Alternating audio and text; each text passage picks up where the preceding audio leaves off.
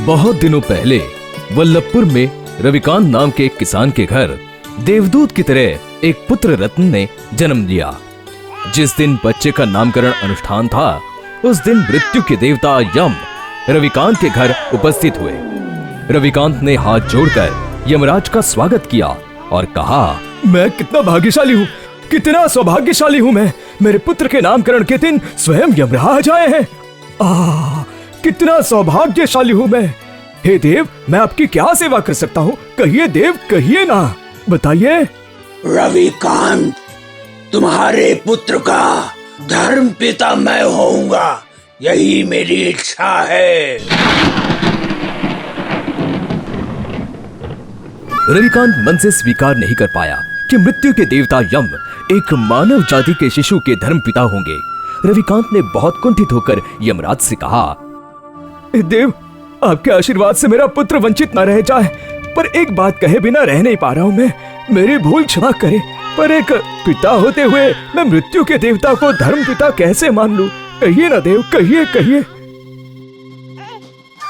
तुम व्यर्थ ही डर रहे हो रविकांत। तुम्हारे पुत्र को दीर्घायु, सुस्वास्थ्य और निरोग देह का आशीर्वाद देता हूँ मैं। मेरे आशीर्वाद से तुम्हारा ये पुत्र पृथ्वी पर एक विख्यात कविराज कवि बनेगा। तुम्हारे पुत्र का नाम देश की सीमा से बाहर दूसरे देशों में भी विख्यात होगा। मैं इसका नाम रखता हूँ श्रवण। इसके बाद बिना राजी हुए कोई चारा नहीं था। रविकांत और रविकांत की पत्नी कामिनी दोनों ने सहमति से यमराज को श्रवण का धर्म पिता मान लिया।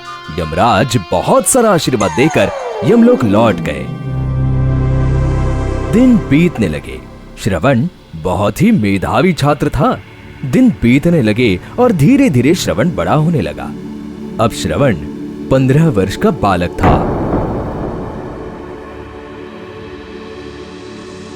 तुम्हारे पिता का समय हो गया है श्रवण।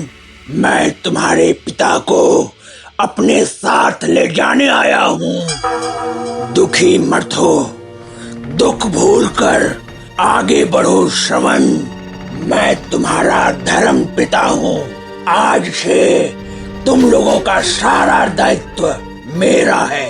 श्रवण, भरत नगर में शुचिपाल नाम के एक कविराज हैं। तुम उनका शिष्यत्व ग्रहण करो।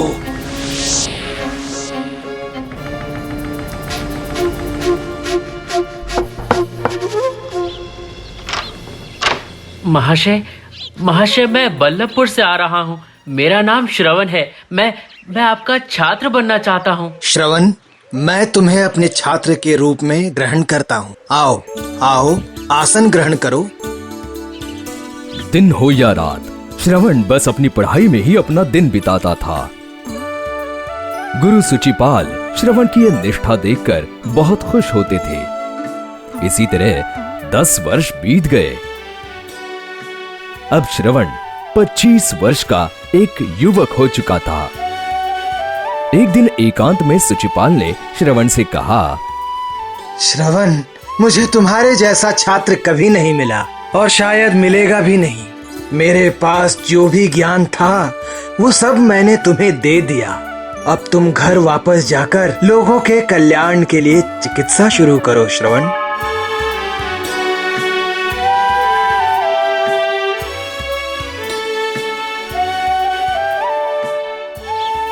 मुझे तुमसे एकांत में कुछ गुप्त बातें करनी है। वही बात करने के लिए मैं इस बरामदे में तुम्हारी प्रतीक्षा कर रहा हूँ। आप आज्ञा करिए पिताजी। सुनो, मैं तुम्हें एक गुप्त बात बताता हूँ श्रवण। तुम जब कभी किसी रोगी के दाहिने तरफ मुझे देखोगे, तब समझ लेना उसका समय आ गया है। तुम्हारी चिकित्सा से उसको कोई भी लाभ नहीं होगा। फिर तुम उसकी चिकित्सा और मत करना। और मैं अगर बाईं तरफ रहूं तो फिर चाहे कितनी भी बड़ी बीमारी क्यों ना हो, वो बच जाएगा। और ये लो, मंत्रयुक्त औषधि। सारे मरणासन रोगी इस दवा से बच जाएंगे। पर फिर भी तुमसे एक बार और कह रहा हूँ, मुझे दाहिनी तरफ देखकर ये दवा बिल्कुल मत देना। इस बात का अनादर मत करना। तुम्हारा कल्याण हो। यमराज से आशीर्वाद लेकर श्रवण लोगों की चिकित्सा करने लगा। उसका नाम एक अच्छे चिकित्सकों में चारों तरफ फैलने लगा। एक दिन बहुत दूर देश से एक लड़का रात को श्रवण के घर पर आया। घर पर कोई है? मान्यवर, आप क्या मेरे घर चलेंगे? मेरे पिताजी बहुत बीमार हैं। सभी ने जवाब दे दिया है। अभी किसी ने आपके बारे में बताया। आप दया करके घर चलिए ना और मेरे पिताजी को बचा लीजिए ना। मेरा तो काम ही है चिकित्सा करना। मैं जरूर चलूंगा। चलो।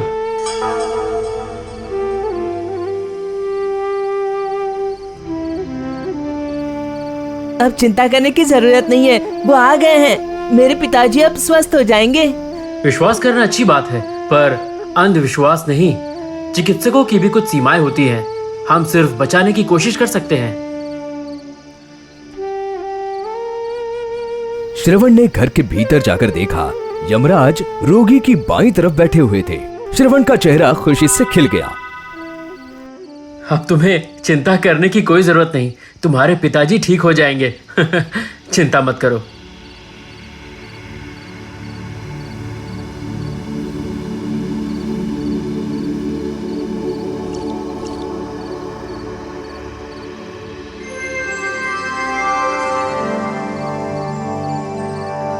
पिताजी अब आप कैसा महसूस कर रहे हैं? तुम्हारे पिताजी मृत्यु के मुंह से लौट कर आए हैं। उन्हें अभी थोड़ा आराम करने दो। कल सुबह वो बिल्कुल ठीक हो जाएंगे। आपका ये ऋण कैसे उतारूंगा मैं आपका हमेशा आभारी रहूंगा। हमेशा आभारी रहूंगा मैं आपका। चिकित्सक का तो काम ही है चिकित्सा करना, और उनका इनाम है रोगियों के रिश्तेदारों के चेहरे पर खुशी। श्रवण का नाम दूर दूर तक फैल गया। लोगों ने श्रवण को नाम दिया धन्वंतरी श्रवण। श्रवण जिस रोगी को देखकर ये कहता कि अब इसकी आयु शेष नहीं है, उसे कोई भी बचा नहीं सकता था। एक दिन एक ऐसी घटना घटी जिसने श्रवण का जीवन बदल डाला। उस दिन दोपहर में एक बहुत ही गरीब घर का बच्चा, जिसकी आयु कुछ 10 साल रही होगी, एक परिचित को लेकर श्रवण के घर आया। बच्चा रोते हुए कहने लगा, मेरी माँ के अलावा मेरा और कोई भी नहीं है। आप मेरी माँ को बचा लीजिए भैया। मेरी माँ को बचा लीजिए आप। तुम चिंता मत करो। मैं वादा करता हूँ कि तुम्हारी माँ को बिल्कुल ठीक कर दूंगा। जरूर ठीक कर दूंगा। अब चलो जल्दी।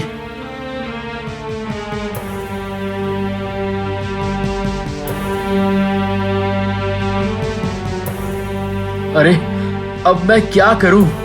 इस बच्चे का रोना, अगर इसकी माँ मर गई तो ये बच्चा हमेशा के लिए अनाथ हो जाएगा। नहीं, मैंने इस बच्चे से वादा किया है कि मैं इसकी माँ को ठीक कर दूंगा। मैं जरूर ठीक कर दूंगा। पर मैं क्या करूं? मेरा क्या करना उचित होगा? मुझे माफ कर दीजिए पिताजी। आज प्रथम बार मैं आपकी अवहेलना कर रहा हूं। पिताजी मुझे माफ कर दीजिए।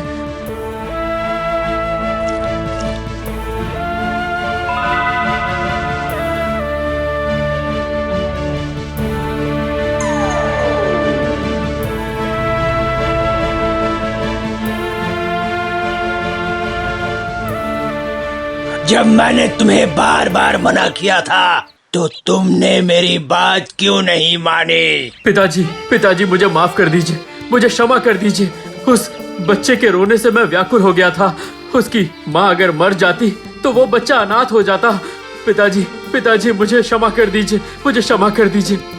श्रवण, अगर धरती पर जन्म लिया है तो मृत्यु को मानना ही पड़ेगा। यही सबसे बड़ा सत्य है। मैं जानता हूँ पिताजी, पर उस छोटे बच्चे के रुदन ने मुझे बेचैन कर दिया था। ठीक है श्रवण, ये तुम्हारी प्रथम भूल है, इसलिए मैं तुम्हें क्षमा करता हूँ।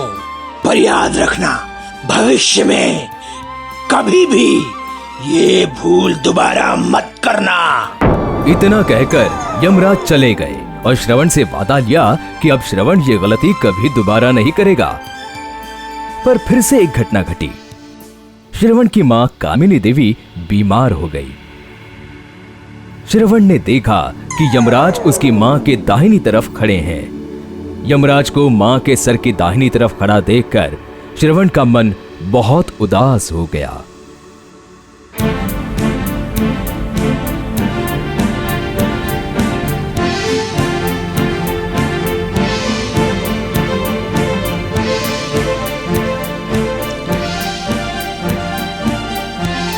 सो जाओ माँ, आराम से सो जाओ।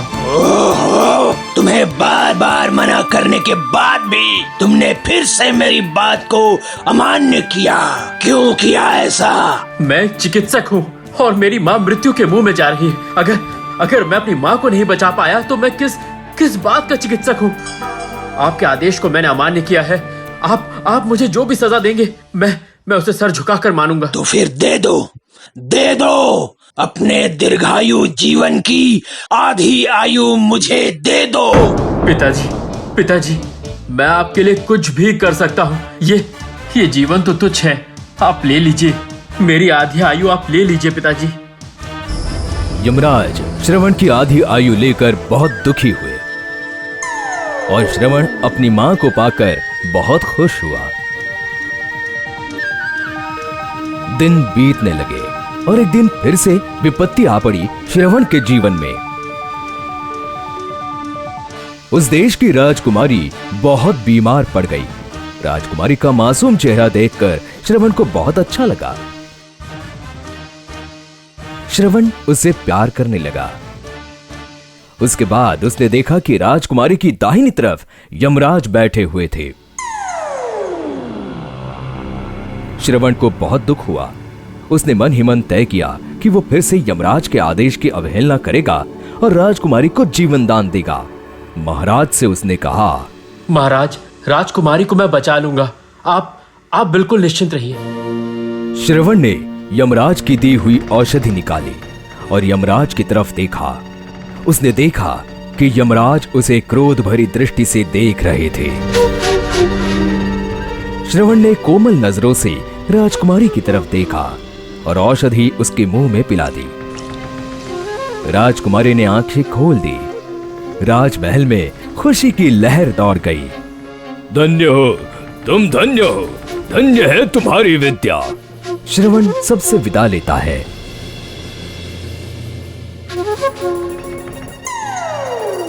रात को यमराज श्रवण के पास आते हैं। आज यमराज ने बहुत ही शांति से पूछा, तुमने आखिर क्यों मेरे आदेश की अवहेलना की है? राजकुमारी तो असहाय नहीं थी श्रवण, तो फिर क्यों किया तुमने? पिताजी, मैं जानता हूँ कि मैंने आपके आदेश की अवहेलना की है, पर मैं मजबूर था। पर क्यों? क्योंकि मैं राजकुमारी से प्यार कर बैठा हूँ। इसके लिए आप जो भी सजा देंगे मैं स्वेच्छा से स्वीकार कर लूंगा पिताजी, स्वीकार कर लूंगा। श्रवण, मैं तुम्हारा धर्म पिता हूँ, मैं मृत्यु का देवता हूँ, पर फिर भी मैं खुद से ही हार गया। मैंने तुम्हें दीर्घ आयु का वर दिया था, पर आज मैं तुमसे तुम्हारा शेष बचा हुआ आधा जीवन दंड स्वरूप मांग रहा हूँ। तुम अपना बचा हुआ शेष जीवन मुझे दे दो। पिताजी, किसी को जीवन दान करने में कितना आनंद है वो मैं आज समझा। मैं धन्य हुआ पिताजी। मैं अपनी खुशी से मेरा बचा हुआ आधा जीवन आपको दान करता हूँ पिताजी, आपको दान करता हूँ। श्रवण ने यमराज को प्रणाम किया। यमराज की आंखों से अश्रु बह निकले। इसके बाद पूरा राज्य रो पड़ा। धन्वंतरी श्रवण अब नहीं रहा।